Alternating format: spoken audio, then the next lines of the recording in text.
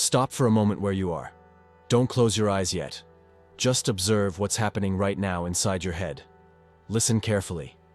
Is there an internal dialogue going on? Perhaps a voice analyzing these words, judging whether it's worth continuing to read, planning what to do next, or even commenting on how you should be doing something more productive. Now answer me something that may seem obvious, but is revolutionary. Who is listening to that voice? If there's a voice speaking in your head, who is hearing it? If you can observe your thoughts arising and disappearing, if you can notice when your mind is agitated or silent, if you can perceive when you're lost in worries or present in the moment, then you cannot be the mind itself. You are something much vaster, much more silent, much more essential. You are that which perceives, which witnesses, which is simply present. You are the conscious space where all thoughts appear and disappear, like clouds crossing an infinite sky. And this discovery, this simple but profound discovery changes absolutely everything about how you live, how you create, how you relate to yourself and to the world.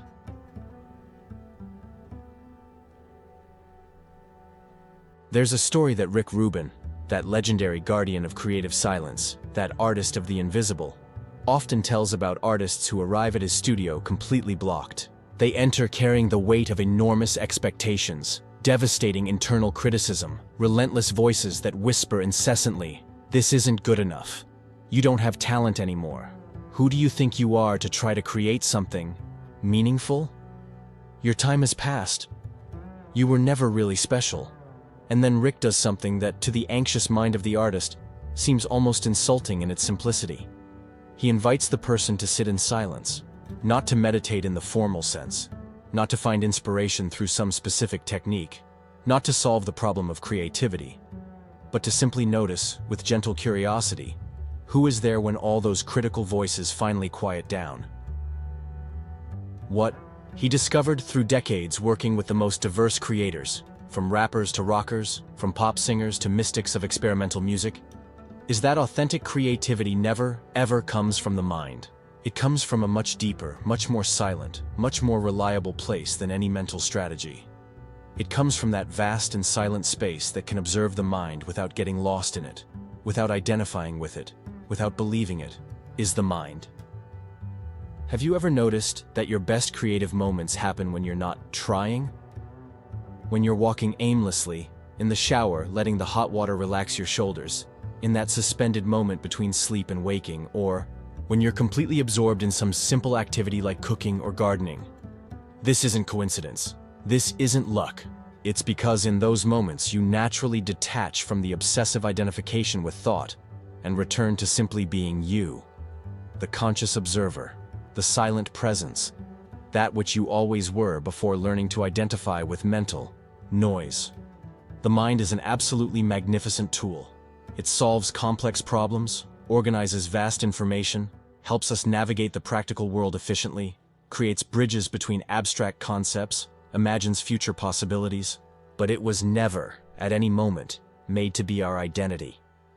When we confuse who we are with what we think, when we believe we are the sum of our thoughts, opinions, worries, and plans, we create an invisible prison. And the most tragic thing is that we don't even realize we're trapped. Think of the moments when you feel truly exhausted. It's not when your body is physically tired after a day of work or exercise. It's when your mind is in infinite loops, ruminating about conversations that happened days ago, worrying about scenarios that may never materialize, creating elaborate problems where perhaps none exist, or simply grinding and regrinding the same worries like a scratched record that can't skip to the next track. This happens because you're spending precious energy trying to be something you're not. You're trying to be your thoughts, trying to control the uncontrollable flow of the mind, trying to mentally solve problems that can only be solved through action or acceptance. But you are not your thoughts. You never were. You are the vast and silent space where they appear and disappear, like waves in the ocean that never alter the tranquil depth of the waters.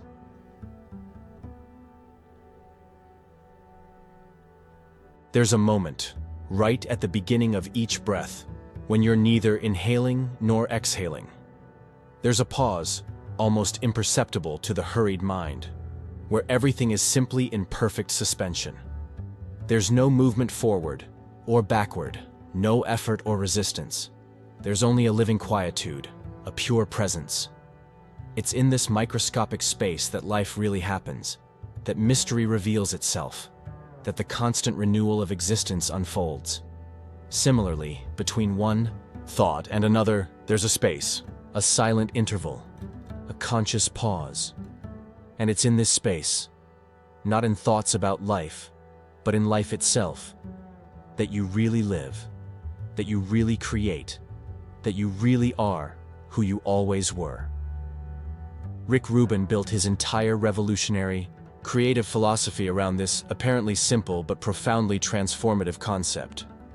Silence is not the mere absence of sound, but the vibrant presence of something much deeper and infinitely more creative than any noise. It's the fertile and inexhaustible field where all true creation naturally germinates.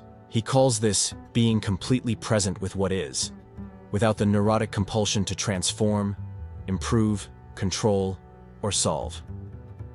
When you learn to consciously rest in this space between thoughts, when you allow your attention to stabilize in this living quietude instead of being hijacked by the next urgent thought, something extraordinary and liberating begins to happen. You discover, with a clarity that dispenses with any doubt, that you don't need any specific thought to be complete. You don't need to solve all the problems of your life to be happy. You don't need to have all the answers to be wise. You don't need to control all outcomes to be safe. You don't need to impress anyone to be valuable. You don't need to be perfect to be loved. You simply are. And this simply being isn't passivity or stagnation. It's the most dynamic and creative source that exists. From this state of pure being, from this rest in your own essential nature, emerges a creativity that has absolutely nothing to do with technique, with mental strategy, with forced effort, or with desperate attempts to be original. It's a creativity that is pure expression. Like a tree that blooms not because it consciously decided to bloom, not because it read a manual on how to be a better tree, but because blooming is its most intimate and inevitable nature. Think of the artists, writers, musicians, or any creator who most deeply touches you, who most genuinely moves you. They're not trying to impress you with their sophisticated intelligence or superior technical skill. They're not executing a calculated performance to generate likes or approval. They simply became transparent enough, silent enough, present enough, for something infinitely greater than their individual personalities to express naturally through them. They became clear channels for life to express itself. And this isn't a special gift reserved for some chosen ones. It's our original nature. It's what we all are when we stop trying to be something we're not, when we stop forcing, when we stop controlling. But how to access this space consciously? How to find creative silence in the midst of apparently incessant mental noise? How to recognize the quietude at the center of the hurricane of thoughts? The answer is simpler than the mind would like it to be, more direct than it can accept. You stop searching and simply notice what's already here. You stop trying to control or stop your thoughts, and begin to observe them with the same naturalness with which you would observe clouds passing in the sky. You're not responsible for making the clouds move faster or slower. You're not responsible for making thoughts stop or continue. You are simply the sky, vast, open, completely unperturbable, where everything appears and disappears naturally, without effort, without drama, without problem.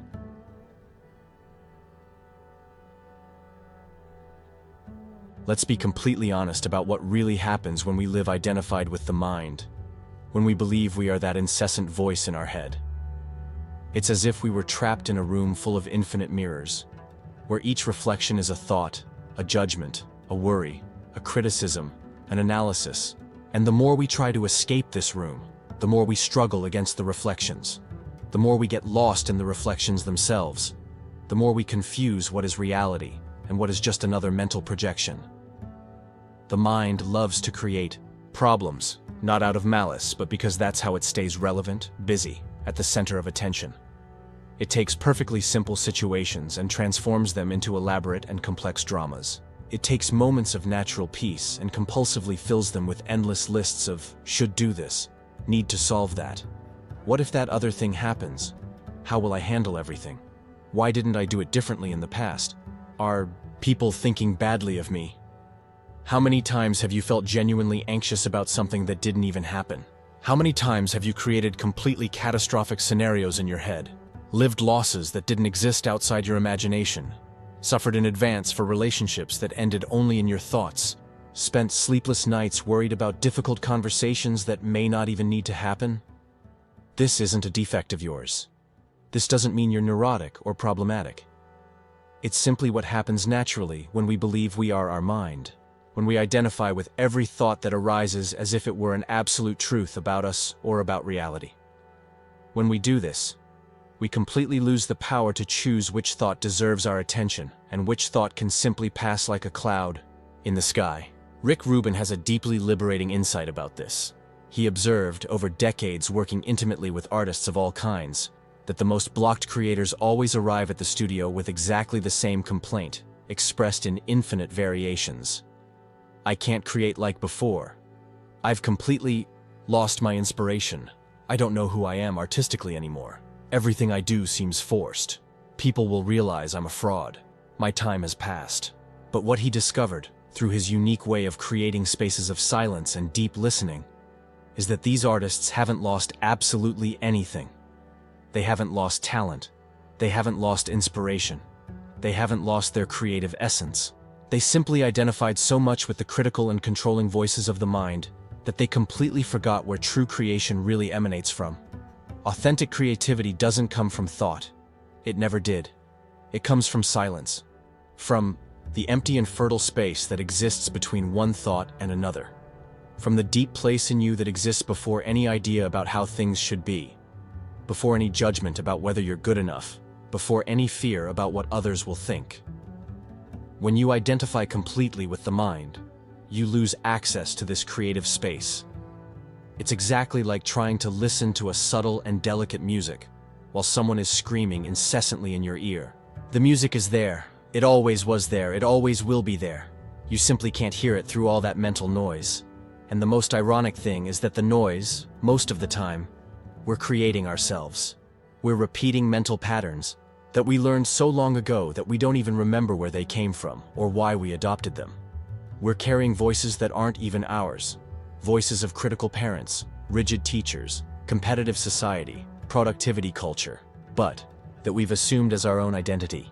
You are not those voices. You never were.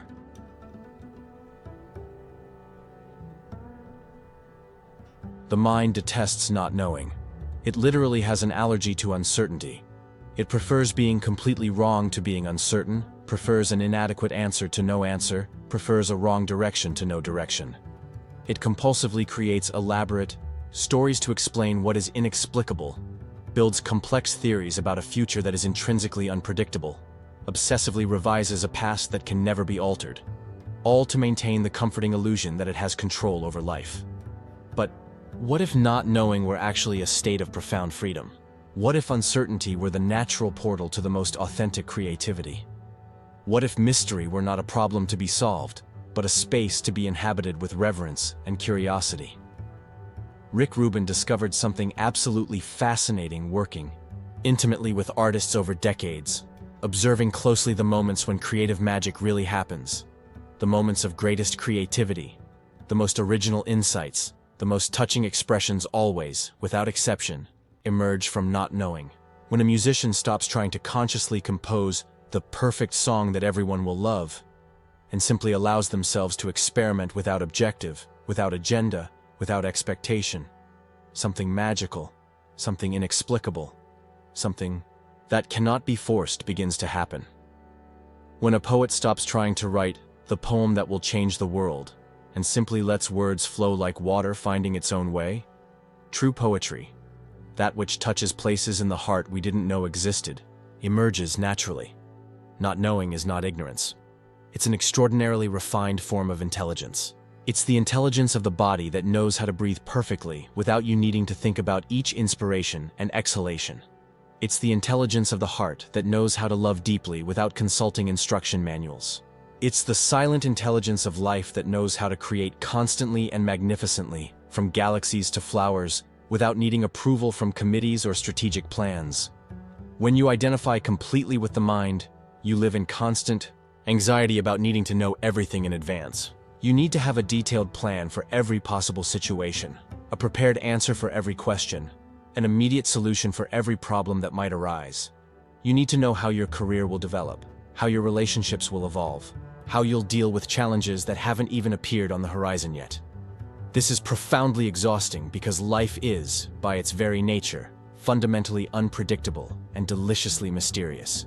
No matter how much you plan, analyze, prepare, life will always surprise you, will always present situations that weren't in your mental script, will always ask of you responses that cannot be found in any archive of past experiences.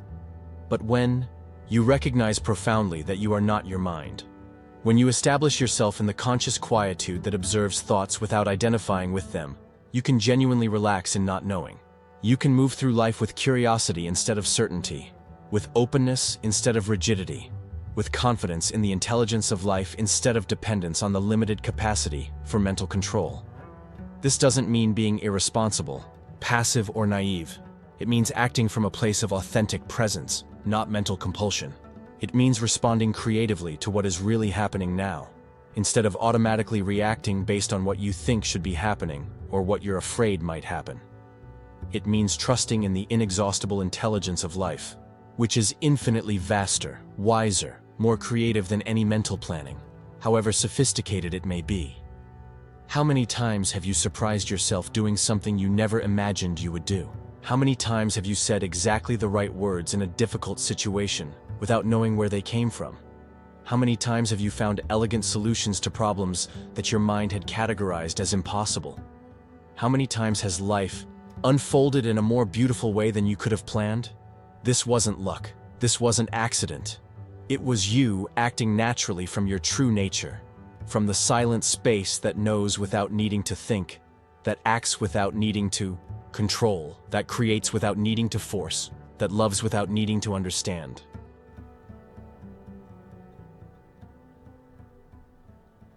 All truly authentic creation, all expression that touches something deep in those who receive it, emerges from silence. Not from silence as mere absence of sound or activity, but from silence as full presence, as pure consciousness, as the fertile field where all possibilities exist simultaneously before manifesting in specific forms. It's the same silence that exists in the exact center of a hurricane, completely still, absolutely quiet, but giving rise to all the force and movement that manifests around it. It's the silence of space that allows stars to dance. It's the quietude of the blank canvas that makes any painting possible. It's the emptiness of paper that allows any poem to be written. Rick Rubin understood this in a way that few music producers, few creators in any area, can comprehend. He perceived, through an almost mystical sensitivity, that his role was not to teach artists sophisticated techniques about how to make better music, but to help them patiently remove everything that was preventing music from emerging spontaneously from its natural source. He became a true master at creating sacred spaces of silence where true creativity could flourish without pressure, without judgment, without agenda. Spaces where artists could rediscover that they don't need to force inspiration. It's already there, waiting patiently to be recognized and expressed. When you create from the mind, when you try to force creativity through mental strategies and techniques, you're always fighting against something. Against time that never seems to be enough. Against lack of inspiration that you assume is your problem. Against the relentless internal criticism that whispers that you're not good enough. Against the persistent feeling that you're competing with all other creators in the world. Creation becomes a subtle form of war. You against the world. You against your own limitations. You against the blank page. You against time. You against yourself. And in this war, even when you win and produce something, there's always a taste of forced effort, of something that doesn't flow naturally. But when you create from silence, when you allow expression to emerge from the conscious quietude that you really are, there's no struggle, there's no war, there's only flow, there's only life expressing itself through you like a crystalline spring that never dries up, like a tree that bears abundant fruit not out of obligation or effort, but by pure nature. This doesn't mean that creation is always easy, or that it doesn't require dedication. It means it's not forced. There's a subtle but absolutely crucial difference between effort and force. Effort is focused, present, aligned with the natural flow of things.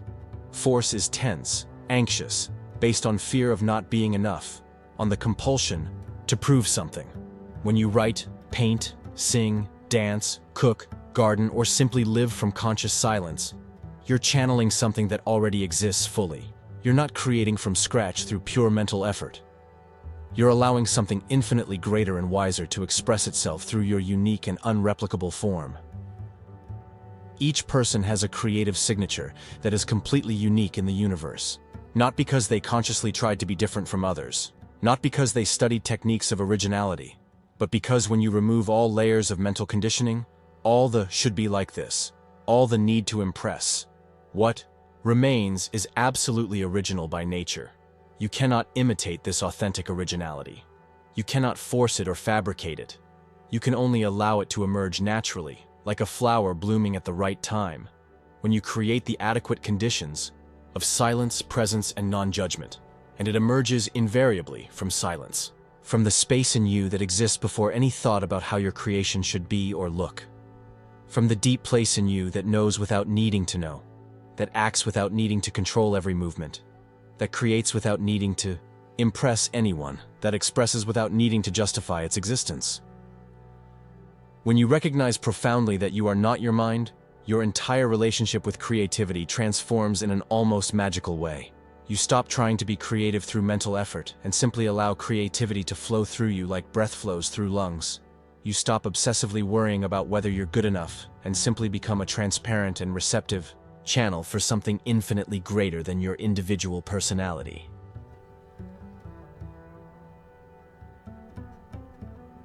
So, who are you really if you're not your mind? Who have you always been, even before learning to identify with thoughts and stories about yourself? You are the conscious space where everything happens. You are the silent consciousness that perceives, that witnesses, that is simply present without needing to make an effort to be present. You are the living silence from which every word emerges, the fertile emptiness from which every form is born, the vibrant quietude from which all movement springs. You are that which is here before any thought arises. You are that which remains after all thoughts quiet down. You are that which is always present, whether you're paying attention or not. It's not a matter of believing this as a philosophical theory or spiritual concept. It's a matter of recognizing experimentally what is already true in your direct experience, right now. Right now, as you hear these words, who is listening?